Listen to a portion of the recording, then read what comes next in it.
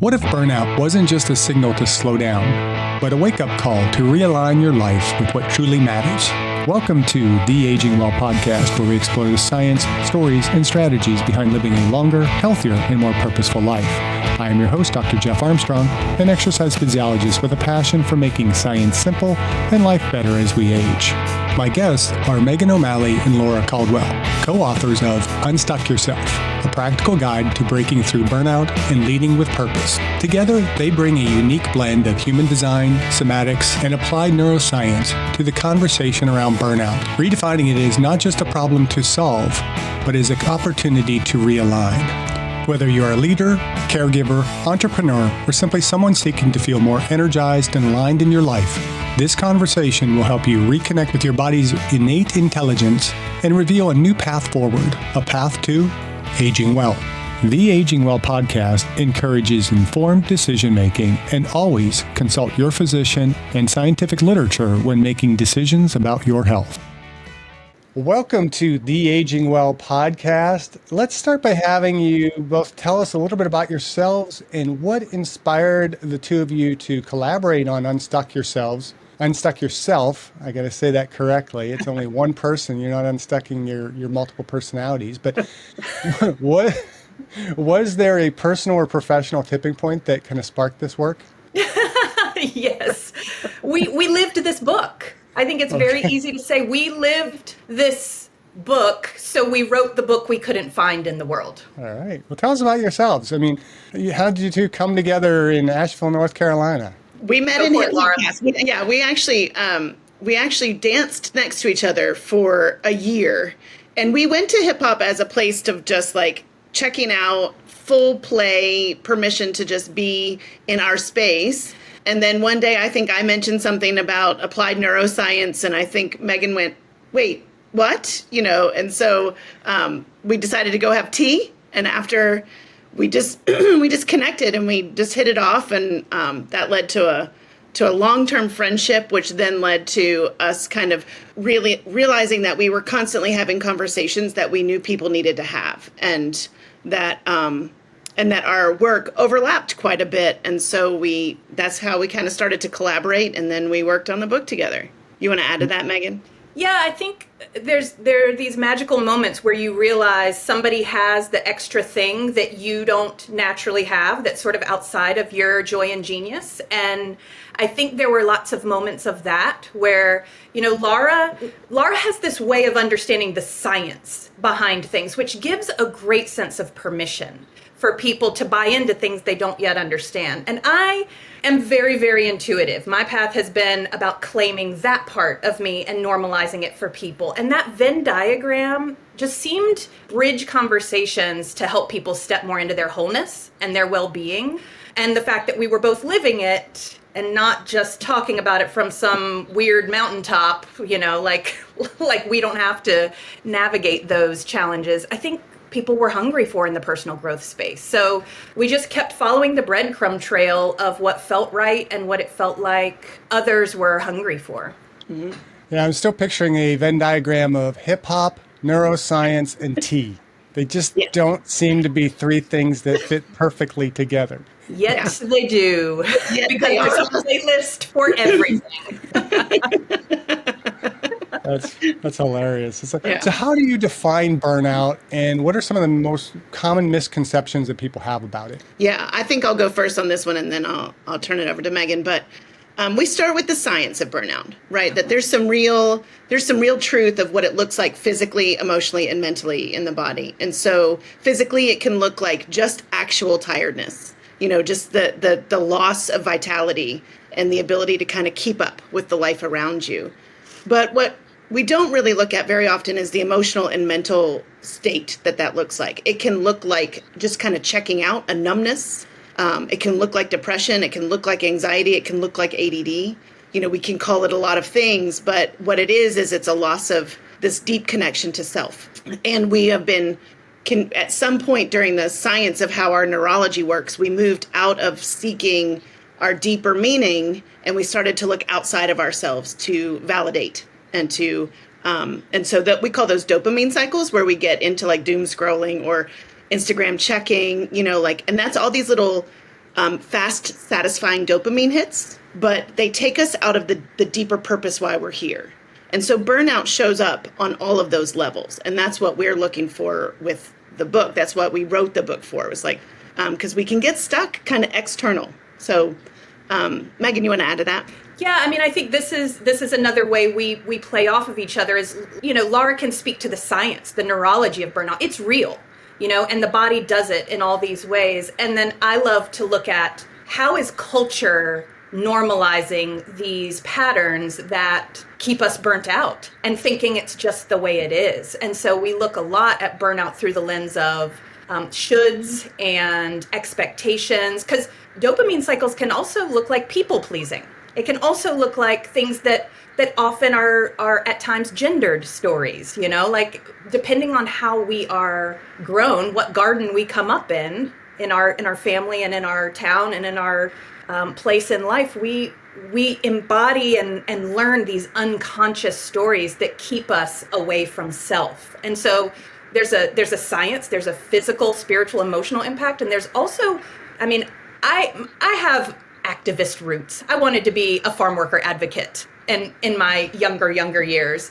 And so I'm like, this doesn't feel right. We need to look at these stories because when we look at them, we can make choice. And if we don't see them, we're not at choice. We're just kind of playing into it. And so that's part of what the book is about. It's the science, it's looking at the stories and a path using human design to find ourselves in a world where that can be really hard and really confusing and overwhelming. So I'm going to throw out a few terms that have been used to kind of describe the book. Your book blends human design, somatics, and applied neuroscience. Can you walk us through kind of what those three elements are? And you kind of touched on them a little bit, but walk through those three elements and how they come together in your approach to getting unstuck. Yeah, so that's kind of like you said, like hip hop, neuroscience, and tea all don't always fit together. Like that's Meg and I kind of live in the world of like crunching things together that don't necessarily on the surface look like they go, right? But ultimately, I'm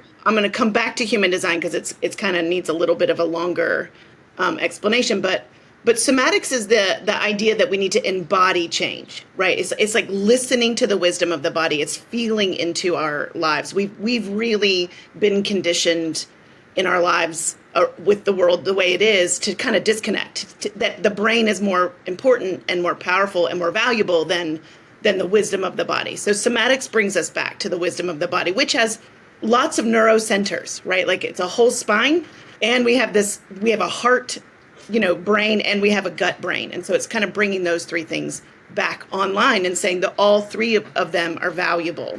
And then applied neuroscience is just kind of the concepts of that we actually scientifically know now that our thoughts and our feelings and our emotions and our body are all connected. They are not separate. So that is that mind-body connection that we're kind of talking about with the somatics. But it's also that you can't, if you have a thought, it has an electrical impact, that's emotions. It has chemical impact, that's neurotransmitters and hormones. And that affects what's going on at the cellular DNA level, right? So there's this deep, intertwine that you can't separate those things anymore. And how do we use the power of the mind to help listen to the wisdom of the body? And then I'm going to kind of turn human design over to Meghan for a minute because it's a bigger thing. And she's really good at kind of talking about it. So.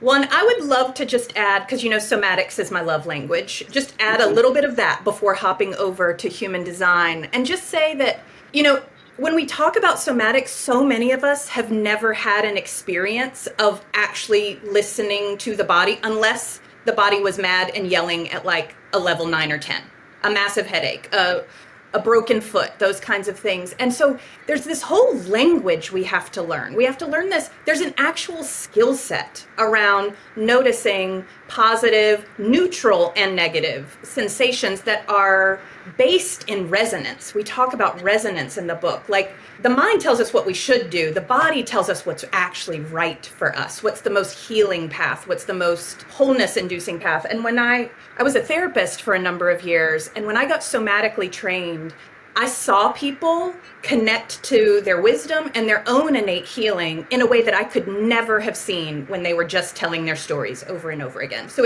it disrupted that loop of, it's sort of like a mountain bike in the woods, that trail that's so well worn that our mind does. And somatics, it takes us off of that and made healing so much more efficient. I knew it was going to be a part of my life forever. So I just want to name that taps us into our healing rather than having to seek the medicine, the answer, the wisdom outside of ourselves. Not that we don't love that. We wrote a book. Buy our book. It's got wisdom. But you know what I mean? It's like, but there's a reorienting where it's a both and of like, I trust my body. I trust myself. I'm listening. I'm here. And that heals trauma. That heals dysregulation. It's pretty amazing. Okay, I'm stepping down off my pulpit of somatics. Laura is great at talking about the science behind human design, because when I start talking about it, there's probably going to be some listeners that are like, ugh, what? That sounds too woo. So I will start, and then Laura can, give y'all some permission, because we had a love-hate with human design when we first, that was one of the things we bonded over, is like, human design keeps popping up on my radar, but oh my gosh, everybody who's talking about it, it's like going to see the Wizard of Oz. You got to pay thousands of dollars to get into the club to learn this really complex system and then feel fancy about yourself and also it was channeled by some white dude who was on drugs probably. Like, it was a whole thing. And yet we kept having it pop up on our radar in these synchronicity type ways to where we kept visiting it. And it was undeniably accurate. What I say, it's an archetypal tool. So similar to something like astrology or Myers-Briggs, the Enneagram, all of those are archetypal assessments. However, most of them are self-assessed. So our conditioning, the stories of shoulds and like just what's been normalized in our lives affect that. I used the Enneagram for years, and I would tell people, we're going to look at the top 3 results because there's some conditioning involved, and we're going to have to pick apart what's you and what's who you learn to be. Human design is just based in your birth information. You completely bypass any and all subjectivity or, it is based in the quantum science of when you came into being. And that was one of the things that was a little tough for us to swallow at times, and yet surgical accuracy. If I had brought my human design chart to my very first therapist that I ever saw, and they would have been able to say, oh, it looks like you may be calling in these types of experiences as part of your soul school, or it looks like you're maybe in this journey to learn how to blank, or you may have a tendency to absorb others blank. Like it just gets to the heart of our healing journey, which of course is always our journey of purpose, right? What we're here to heal is how we're meant to, is what part of what we believe. Yeah. All right, I'm going to stop there. I could go on and on, but Laura, the ball is lobbed into your lap. Right. I mean, I think that we're programmed. We're literally programmed neurologically to seek and search that deeper meaning of what's our purpose? Why are we here? Right. And so I think human design is, well, one, it's an archetypal tool that's based in many archetypal systems. So it's kind of a blend of it's a blend of astrology. It's a blend of this powerful process of change called the I Ching that comes from ancient Chinese wisdom. And so, and then the chakra system from the Ayurvedic system. So there's this deep blending. And what you're getting is like your human energetic thumbprint. And it's saying like, this is the compass to your purpose. It's the compass to who you're here to be, your inner genius, who you show up as in relationship, and where you might have triggers and parts that end up being part of the story.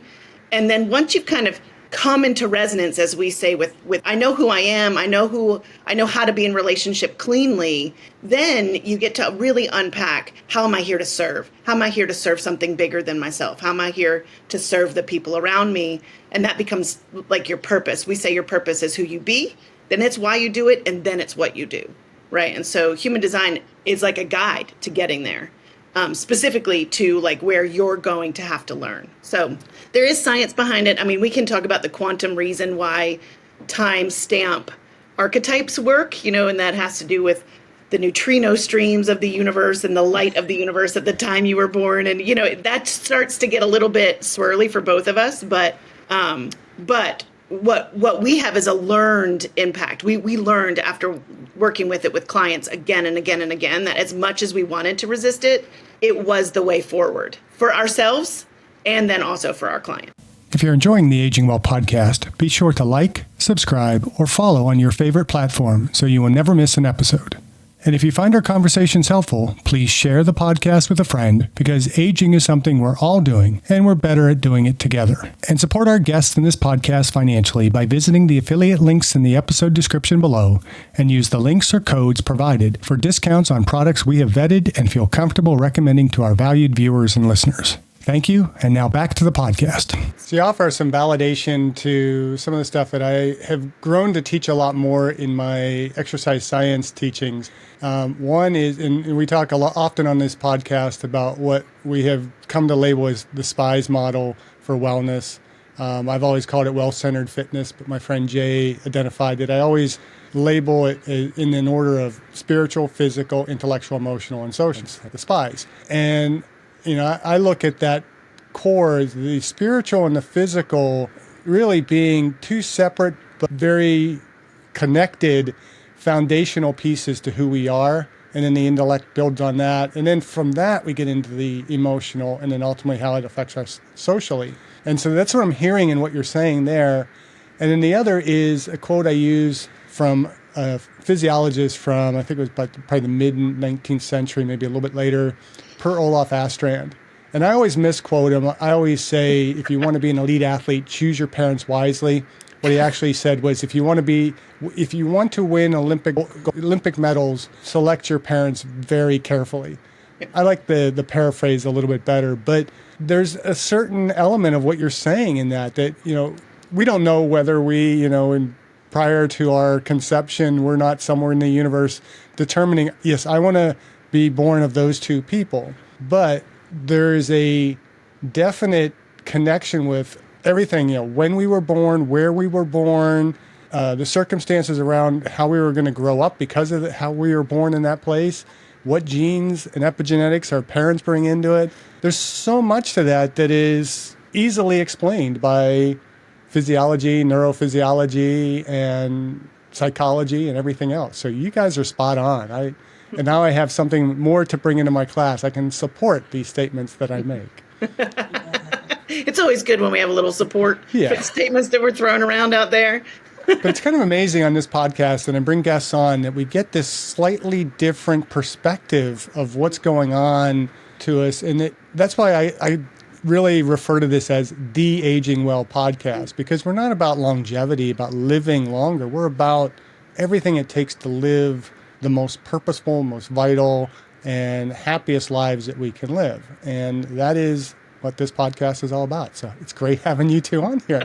So let's talk about the nervous system. How does understanding of our neurobiology help us to break the burnout cycle? That's going to come to you, probably, Laura, because you're the scientist. I mean, well, I am a science seeker. I don't know that I would say fully a scientist because, there's gatekeeping around those words. But I think that from a perspective of really starting to understand, if we can just start to understand that our nervous system was developed in order for us to either stay safe or be social, right? So it's like, and so when we start to break down the nervous system, we're looking at a system called the autonomic nervous system, which is divided into two systems, right? On one side, it's the fight or flight system. It's that reactive to fear and the environment around us. And when it's not running, we are running in a system that is what's called the parasympathetic nervous system, which is we're able to stay open-hearted. We're able to stay centered in our emotions. We're able to stay grounded with our feet centered underneath us and connect to other people. We're able to digest our food better. Living in a state that is run by the parasympathetic nervous system is aging well. It is living well, right? It is staying aware of how we're feeling at every moment and not just letting our emotional state drive the bus, we say, but in today's world, the sympathetic nervous system, which is that fight or flight response, that's driven by different neurochemistry, hormones and then hormones of the body. And so what we see there is that when we perceive something, we have this whole system that's like fast as lightning, constantly scanning the world around us for stress, for things that could harm us in some kind of way, right? And then we add in that we have all these stories about what could harm us and what doesn't really harm us, so there's an early childhood experiences, you layer on what that system is looking for. And then when that system gets activated, it puts us into a state of fight or flight, right? And that fight or flight state is really, I would say, the enemy to living well, the enemy to longevity, the enemy to us. And I hate to use the word enemy. Actually, I want to take that out. Like it's not an enemy state, but it is the state that keeps us from being able to stay centered. So what we're looking at when we're looking at that is the ability to kind of step from one side to the other. Yeah. I was waiting for Meghan to add to that. Yeah, and I think to add to that, I want to name that stepping beyond the life we've been taught to live feels like a tiger chasing us and trying to eat us on the nervous system level. So, it could be that standing up to a parent and saying, this is actually what I need in our relationship, that registers in the body as a threat rather than liberation. And so, that system was designed to outrun the tiger. It was designed to fight for actual survival. But the world we live in has so much fear and reactivity and all of that we've learned that conformity and sameness is the only way to keep our nervous system safe feeling. And so a lot of our work is teaching actual practical tools to regulate the nervous system so that we can expand into our purpose, so that we can make the decisions that are most authentic, so that we can learn to honor ourselves in a world that teaches us not to. And that's something I think we're going to hear more people talking about, but I don't think we have enough people talking about that yet. As a therapist, I would have people come into my office. They knew their patterns. They knew what they wanted to be thinking and doing, but they were stuck. And I think a lot of that is the nervous system, that it is so scary to push that edge beyond the comfort zone of sameness. And we need actual tools. We can't just think a different thought and desire and have our body be like, okay, that's totally fine. We're going to change our whole life. Great. No bigs. It doesn't work that way. That's that neck down resistance that often we're not even aware of. And that's, why people feel stuck and then shame themselves for being stuck because they don't realize that their body is pulling it's like tug of war wrapped around the waist, pulling them back toward the life they know when they're saying they want a different experience. Yeah, I keep thinking the vagus nerve, or vagus nerves, really.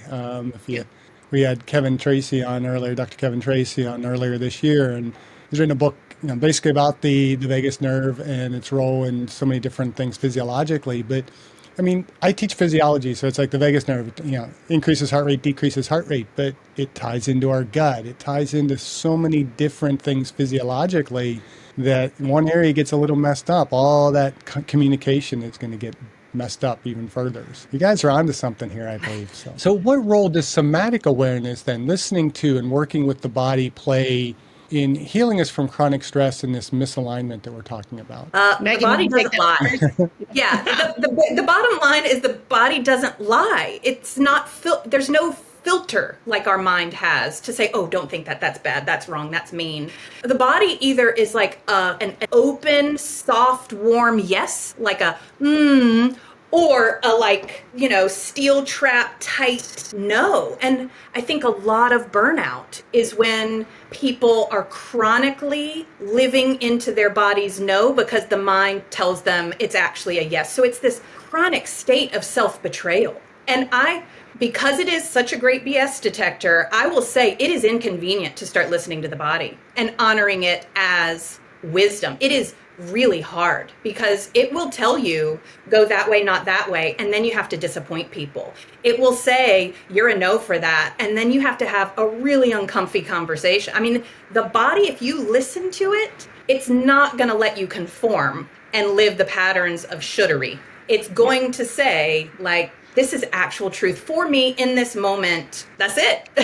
It doesn't care. And that takes courage, and that takes nervous system regulation, but it leads to deep purpose, sustainable safety. We would say abundance. We would say like our our actual path of soul school evolution, something like that. We could call that a more practical thing if we need to, but it knows who we're here to be. It knows what our medicine is, what's right, and it will guide us. We just have to be brave enough to listen. We're stubborn enough to listen. Ooh, my stubbornness has helped me there, but I think my stubbornness kept me away from my body's wisdom more than aligned with it. Yeah. We get a lot of people that, they hit midlife and they start to feel stuck in the identities and the roles that they've really outgrown, because we're not the same person we were in our teen years, our college years, and maybe early years of marriage and so on. How can human design help individuals reconnect with their authentic selves? That's such a great question, actually. So I think, like Megan's already pointed to, we kind of collect these stories throughout our lifetime of who we're supposed to be, our shoulds, kind of and we've talked about external validation, seeking. We're trained very early on to seek it externally. And so what human design does in a really beautiful way is it reminds us who we're here to be. And it brings us back into, it takes our attention away from the externally focused, the externally seeking. And it brings us back to question, what is my body telling me? Who am I here to be? It helps us to look, human design on one level teaches us how we move through the world energetically and learning to align with how our energy works in the world around us. And so it helps us to look at what kind of stories we might have been gathering that are then become the stories that keep us stuck, right? So it's like we when we wake up kind of in that midlife, what we'll call a midlife crisis, which it isn't, it's just kind of this wake up call at the middle of our lives. Most of us go through it. It's a neurological transition where we start to move away from that external thing that we've been seeking from kids and our young adulthood. And we're starting to say, but wait, who am I really here to be? I've been caught up in the story of my life and the what's going on around me, but who am I here to be? And human design is this really beautiful map to remembering that truth about ourselves, and that we aren't meant to just go through a life checking off things on a checklist and collecting gold stars. We're really here to live a purpose. We're really here to go deeper, to seek something more meaningful, and then to give back from that meaningful place. And human design is a map to that. What would you add to that, Megan?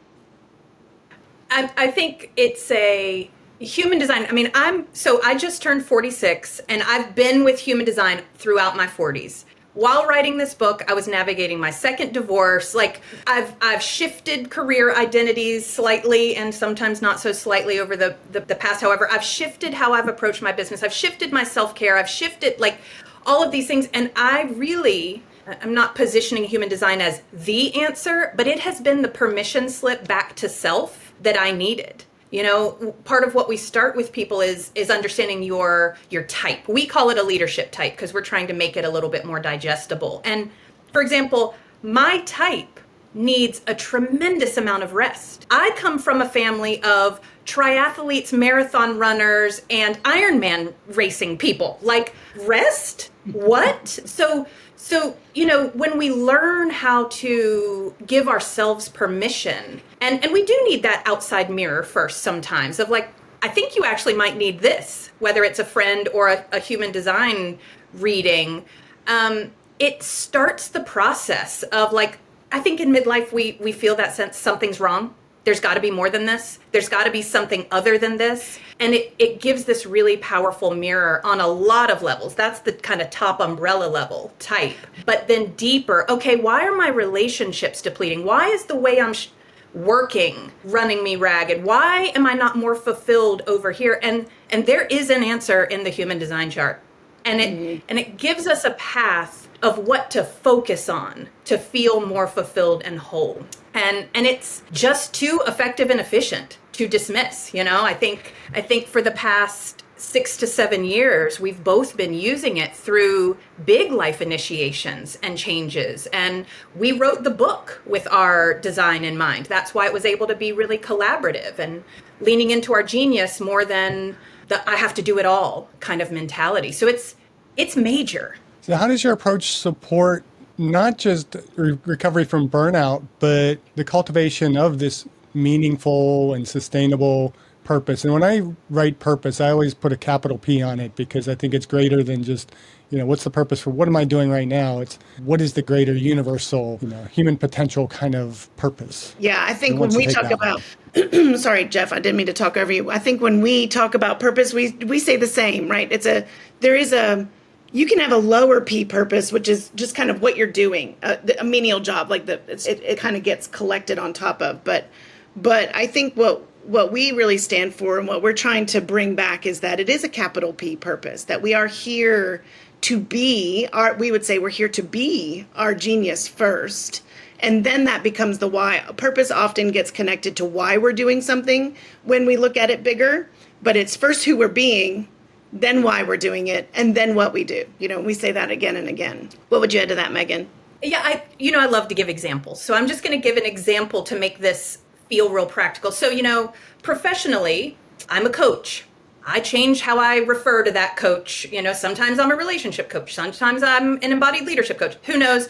Kind of who cares in a way. I'm being me and trying to live my design. And I met with a friend yesterday online, and she said, Meghan, you need to know the posts you've shared about your journey online of like this conscious uncoupling and divorce and how I felt through it and all of this changed my life. You sharing your life changed my life. And I don't say that because my life is special. I say it because just me being in alignment and sharing that is what I'm supposed to do in my design. Like I have an element of my design that says, actually you sharing your path is the best thing. So everything now is kind of secondary. My job can change, but me being somebody who's willing to navigate heart-centered endings, that shows up twice in my human design chart, with grace and compassion and sharing that with the world, the messiness, the liberation, all of it, that's my purpose. That's part of my purpose. Me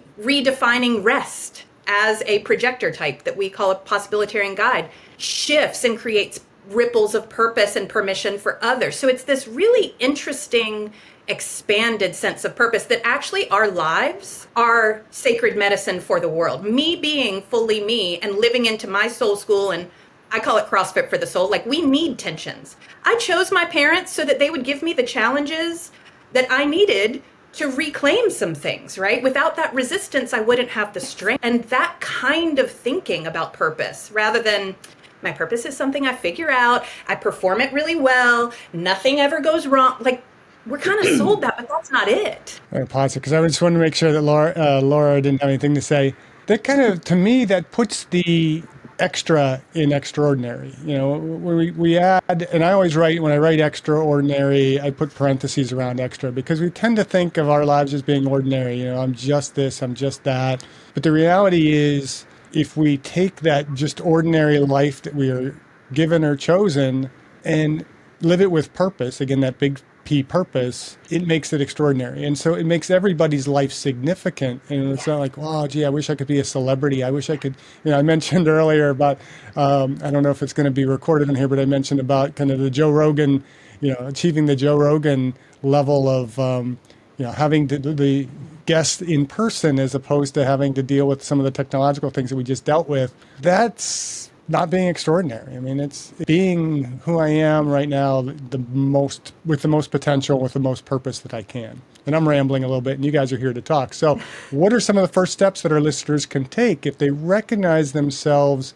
in these patterns that you've been describing? I want to say one thing because we have a resource for people, and it's not some weird salesy thing. Like we made it because we want accessibility as a value of ours. So on our website, embodiedleadershipbydesign.com, there is a tab that says explore your design. And right there is all you need is your birth information. And there's a full guide that's about one's type and how that type may tend to fall into burnout. And how some actual practices to help. So that's a great first step. And sometimes you have to sort of like we did, like go into human design and then back up. I wanted to trade my type. for the first 3 years, I learned about human design. I wanted to trade. I didn't like the one I got. I wanted to pick again. So I think that's the first step. And then if somebody says yes, then we have a resource that's a guide that is specific for their soul school curriculum, like the themes they will likely be working with as challenges that then catalyze the gifts they're here to share and shine in the world. And it's practical, it's easy, it's not overly complex like a lot of human design resources are. You don't have to learn the whole system. You can learn your design. So those are two practical resources. And Laura probably has a more like theoretical answer, I'm guessing. I think, well, I mean, also, I'm just going to add the book, right? We wrote the book as a resource. We poured our whole heart and soul into that book from both of our true alignment, but also the whole last section of the book is different blends of different modalities, everything from just breathing, just taking a breath, the power of pausing before you speak, pausing before you like giving your brain a chance to catch up with the reactivity. So everything from breath to this whole process for looking at where you might be stuck, looking at a challenge that's happening in your life that you're trying to rewrite and trying to create new neural pathways around. So also that, right? Like it can be as easy as your breath. I mean, for now, our breath is free. So like we should be using it. And there's so much science that supports how much the breath can do for our whole system. And yet many of us are not conscious, do not bring conscious intention to our breath throughout the day. So I would say that's like the biggest, first and most important tool is, am I breathing? Am I taking a breath here? Am I listening to my whole body and not just this upper breath, which is kind of usually where we are. So can you share a story, either personal or from your work, where someone was able to get unstuck and realign in a very powerful way? I'm sure you have tons and tons No, of we stories. don't have any. No stories. Yeah. The book's all made up. I mean, I would say that I'll just kind of add, I think, Megan, go ahead, Megan, what'd you say? I didn't say anything. That's fun. I just assumed you did. I was going to say, I think that we literally are living this book every day, right? Like we have both been stuck in our lives. I have been diagnosed with chronic adrenal fatigue at least once, if not twice in my life. So I've been in a full state of physical burnout. And that has forced me to look at all of the places in my life where I was just kind of going along with life. I was just doing it and not necessarily tuning back into my body, tuning back into what I actually needed. It forced me. So chronic fatigue syndrome is related to physical burnout, and it forced me to slow down. It forced me to take space. I didn't have a choice but to rest more and to look around and say, where am I living out of alignment? How am I showing up not as who I'm, my purpose and my genius? Where am I really disconnected by the world around me? And so it was a long journey back to health for me, a long journey back to vitality that included everything from supplements and taking care of my physical body to working with my emotional body to working with my thoughts and the way I was thinking and the way I was perceiving. But really at the depth of all of those things, it was realigning with my source energy, my connection to something much bigger than myself, and realigning my life to live on purpose. So for me, it's been personal. And then because it's been personal, I've also been able to be, with my clients' story again and again and again in the same kind of thing. Like I often get people who are really anxious. That tends to be one of the clients that I get. And anxiety is a direct result of misalignment, right? So it's like, I'm not saying that there's not neurochemistry that goes with that and that we don't need medicines, but there's also a lot of it comes from finding that center, finding that heart center, and then living from there. So yeah, how about you, Megan? I just yes, we've both lived it, right? We've felt depleted, we've felt off track, we've felt underwhelmed by life, and we've used human design and nervous system regulation to get back there. I think as far as clients go, on a really practical level, we tend to work with a lot of people who want to change the world for the better. Coaches, healers, change makers. And I think that can be overwhelming to have this felt sense in the body of I'm here for something big, I'm here to serve, I'm here. And this real, I mean, especially with the world in the state it's in, people are really feeling called up to serve, and knowing how to package that in a practical way, how to talk about that, how to choose their focus in that can be really hard, because there's conditioning, there's, as a therapist, I had a whole industry of conditioning of what that should look like, right? Like, just that's one little example. And human design can help you literally build your brand and know what you're here to talk about, what you're here to embody most fully, what you're here to, where the challenges might show up in your business. And on a practical level, helps build the landscape that is most you. And so we find that when we coach people to their purpose in these practical ways as well, it's the best marketing strategy ever. So, there's tons of marketing strategies that, unfortunately, many of which are rooted in manipulation and nervous system dysregulation, like urgency, and you got to pick in the next 3 hours, you got to, that kind of thing. And this is resonance marketing. This is the thing that allows us to become the lighthouse where the person who's lost at sea can find us most easily, because we are shining our purpose through the way we're crafting our business and the way we're living our lives. And it's a whole different mindset. But a lot of what I talk about is magic, practical magic in life. And I have people call, it's my favorite thing ever. They'll text me or call me and be like, you're never going to believe this. And I'm like, I bet I will. Come on, tell me the magic. And they just say, you're never going to believe it. I got a call from so-and-so. They want to hire me to speak. I got this opportunity. I got this person showed up out of nowhere, and that's what happens. And I think magic is always sparkly and special when people share it. But I've been living this work and coaching around it for long enough to where I'm kind of like, I know, right? It is magical. It is special when you live your capital P purpose everywhere. And I think it goes back to that whole, the spiritual, physical foundation, the magic and the physiology all working together. And I was going to follow up, Laura, with your talk about the adrenal fatigue. Do you think that is more of a symptom or a cause of some of this misalignment that one might encounter? If that makes sense. I mean, I personally believe it's more of a symptom, right? Like, it's a symptom of me living out of alignment. And now I also believe it's a wake up call. It's a journey that I went down because it was part of me waking up to something bigger than myself. But yeah, I think a lot of when we start to see burnout, it's because we've got whole systems that are starting to not work in relationship to each other anymore, right? And so if we look at that from let's just say like a Chinese medicine perspective, or like from an acupuncturist perspective, they're looking at how systems interact. And that's really all based on how energy is flowing through the body. And when all of the energy, which they would call chi, is flowing easily, then all of these systems are really working together. And the chi flowing through the body to begin with comes from living from purpose, living from this higher perspective of self. And then when we get caught in our lower stories, when we get caught in emotional reactivity, when we get caught in fight or flight, we start to block chi, we don't move it as easily, and we start to see disruptions in whole systems.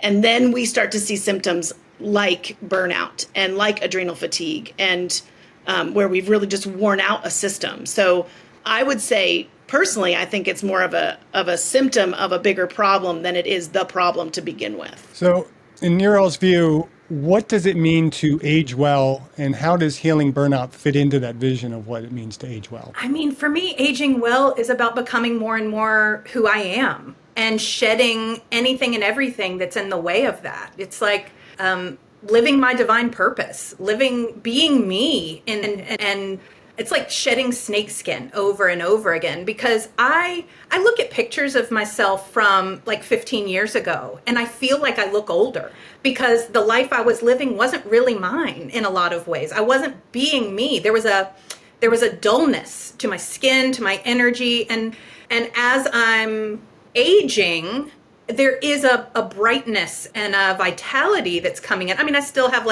I got my lines on my face and I'm slower in certain ways. I'm aging.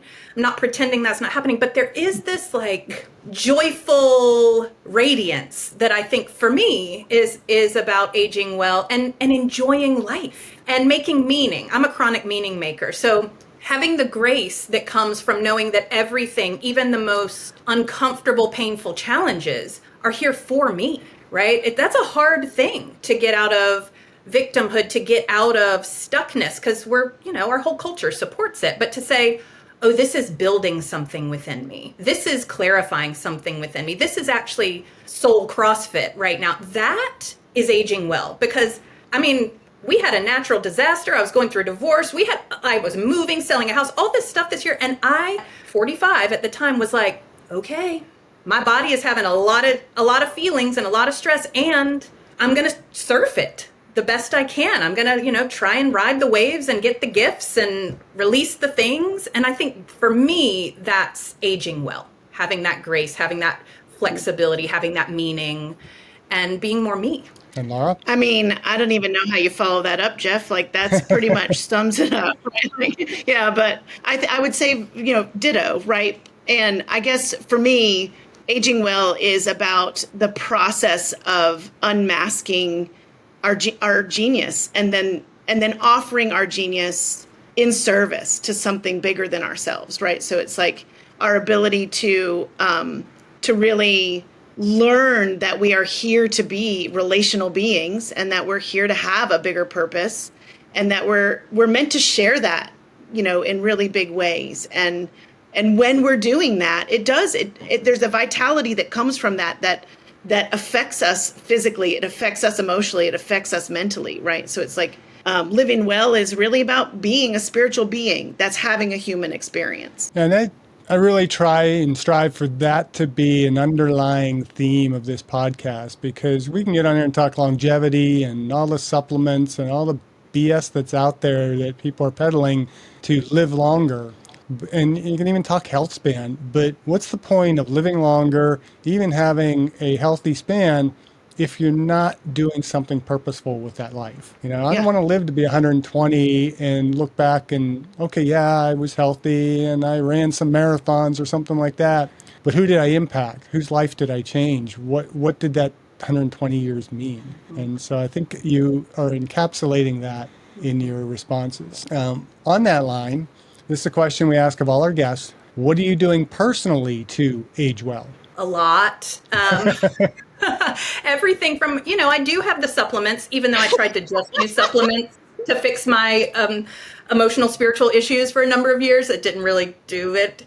Have that and joy. I'm prioritizing, and it's again part of our framework for reclaiming the story in our book is pleasure and play and I think space and quiet to hear myself and community and solitude and prioritizing beingness versus productivity, I think has been a major thing that has helped me age. Really, am I being the version of me that I want for the world? Is a big question I ask myself. If I'm running around stressed out and beating myself up and whatever, am I a beacon of what I want for the world? No. Okay, well then change your game, Meghan. So that's part of what keeps me in check acupuncture, energy work, connecting to higher guidance, all that stuff. Great answer. And Laura? Yeah. I would say very similar, right? You have to take care of your physical body. We all know that, right? There's tons of research that shows how important it is that we move our bodies and that we get the right nutrients and we're eating the right food. So it's always, our physical body is how we get to be in this world. So it's taking care of that level through rest and through all of the support. But I think it's also starting to value that it's more than that. It's more than just getting the right food and getting the right fitness. It's about emotional responsibility. It's about learning to work with your own your own body and the way it's reacting to the world around you. It's beginning to question your thoughts. Most of our thoughts are thoughts that were handed down to us from some other place. And so getting really curious, I think one way that we live into well-being is curiosity. I wonder why I'm having this experience. I wonder why I'm thinking that. I wonder where that came from. I wonder what's happening that's helping me learn and grow right now. And then that wonder takes us into deep creative spaces in our body where we can really align with something bigger than ourselves, and we can get quiet, and we can get, the download of how we're here to be and share in the world. And I think, Meghan and I, that's a value that we stand on, is how we move through the world. It's like there's not a moment of our day that we aren't really trying to stay present to those things and stay with it. Now, I'm not saying we're perfect and that we never have a moment of reactivity and that we never have arguments or we never have things with other people. It's like we do, because we're human. But it's returning. Aging well and being present to your life is about returning and saying, whoa, what happened there? And how can I repair? How can I get big? How can I be curious? So I would say that that's probably, it's just the story that, it's just the life that Meghan and I are choosing to live. It's like our purpose-driven living. We stand for that. We are that. We are being that in the world. The life you've chosen to live, or the life that was chosen for you? That's the big question. Maybe both and. Maybe we're uncovering that blueprint while we're making a choice to say okay to it. Good response. So what do you want your readers to take home from reading the book? Capital Everything. S, self. Yeah, I mean, I want the readers to feel so empowered. Our first editor said, this is a very generous book. Usually coaches hold something back so that then the reader has to come back and buy a program or something. And we said, no, we're actually trying to change the world. We want people to see themselves, see the stories that are keeping them stuck, regulate their nervous system, and have an actual map to do it. And so what I wish, and I think we both wish, is like, this is a ripple of human liberation back to self. And then from that place of purpose and reclaimed energy, right? Because they're not burnt out if they're more aligned with themselves. The world's problems become easier to solve. Conflicts become easier to resolve. The world becomes more humanized through actually valuing human diversity. That we move differently. We need different things. We are here to serve different stories in the world. We're claiming our piece of special stardust in the collective sparkle. I think that's the wish that I think we hold, is that people get it and are able to actually transform, not just in the mind, but through their whole unconscious and conscious being. No big deal. Yeah. And I don't have one thing to add to that, because that's exactly, that is exactly. It's a big vision, and we're here for it. But it is a big vision, and I think that's one of the problems in this world, is we don't see the big vision. We see our little piece and what we want rather than what really the universe wants, and how do I play a role in that universe. And I think if we could get past ourselves in the negative sense of self, the world would be a lot better. Yeah. We could cure a lot of problems in this country. Social media would be a lot different. People wouldn't be depressed. There'd just be a much more, got to go back and listen to exactly how you phrased that, but the sparkle and that was beautiful. Not the language I typically use, but it's what it is. Yeah. Sparkle's my favorite color, so of course I went there. Okay. I didn't realize sparkle was a color. It is in my world. It is in Meghan's world. So I think you've already kind of shared the link, but we'll make sure we kind of bring it all together. So where can the listeners learn more about your work, access the tools both in the book and also on your website, and kind of connect even directly with you if they want to go beyond what the book is offering them? I think embodiedleadershipbydesign.com is the place to start, where all the things are. Our podcast, the free resources, get on our mailing list. Our book comes out on October 6th. And we also, because we're wanting to pollinate empowerment across the lands, we have something called Book Club in a Box, where we're encouraging people to gather in groups and communities. And there's a full facilitator guide for hosts who want to move through the book with teams, communities, and go deeper into the aspects of the book. And all that's free. So there's a ton of stuff on our website. If somebody just goes and plays, they're going to find some goodies. Okay, so start with the website. Anything else? Anything we didn't talk about today? I feel like we had a pretty broad and enlightening conversation, a sparkly conversation. I've got you in. I think you're going to say sparkle's your favorite color before long. Yeah. We'll start wearing like a sequenced shirt on the podcast. Sounds like a rebrand. Start dressing like Liberace. But anything we missed? I think we got a pretty well-rounded. We hit it all. Good. Well, I encourage the reader or the viewer and the listener to get the book, read the book, and start with the webpage. But I love what you two are doing, and your energy and your purpose in life and your role in changing the world. So just keep doing what you're doing, keep changing people, and keep aging well. Thank you. Thank you, Jeff. Thank you for having us. You're welcome. Thank you for listening. I hope you benefited from today's podcast. And until next time, keep aging well.